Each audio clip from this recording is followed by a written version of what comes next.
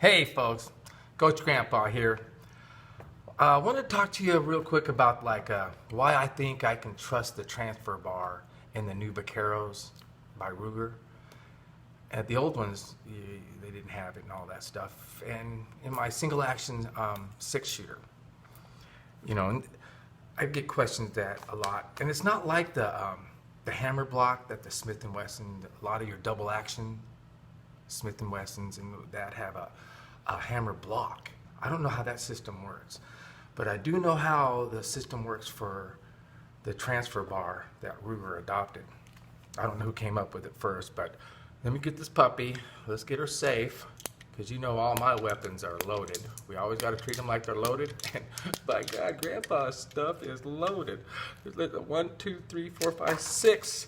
Stay there. 6. Let's make sure there's not 7 in here, because I don't know how you get 7 in there. But I'm going to try to demonstrate why I trust the transfer bar. So with the maybe not with the diagram first. I'll show that later. What we'll do is, now that this is safe, there is no bullets in there at all. No rounds, no nothing. All clear. So, basically, and I hope the lighting's right, but a transfer bar actually transfers the energy from the hammer to the firing pin. See how it's notched right there? Well, the transfer bar sits right up in there. The transfer bar sits right up in there. And when it's there, when it's up in there in that little notch, it allows the hammer to actually engage the firing pin, the little BB. That little BB right there, can you see that BB? That BB, well, the transfer bar is hiding it. That little BB right there. So right now, if I pull the trigger, the transfer bar is going to transfer the energy, and it's going to hit that little BB, and that BB is going to put a little dent in that primer, and it's going to make your bullet go bang.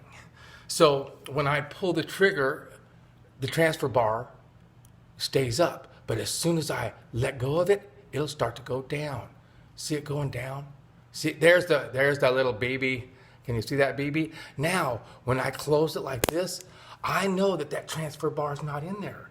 So basically, that notch that was in the hammer, that little BB is sitting in the notch, and the transfer bar is below it. So there's no way the hammer can ever hit it. It's in that little notchy area. That little notchy area is where that BB is sitting. Right there, it's sitting inside that little BB. I mean, that little notch. So it's safe there. So that's why I trust the transfer bar. Now the hammer block, totally different system. It actually blocks the hammer.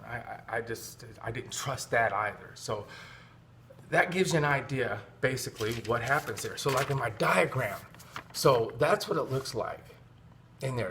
That transfer bar is built to be in that little notch, that little notched area, so that when you do pull the trigger, it'll engage that little bitty firing pin, the little BB, and go bang.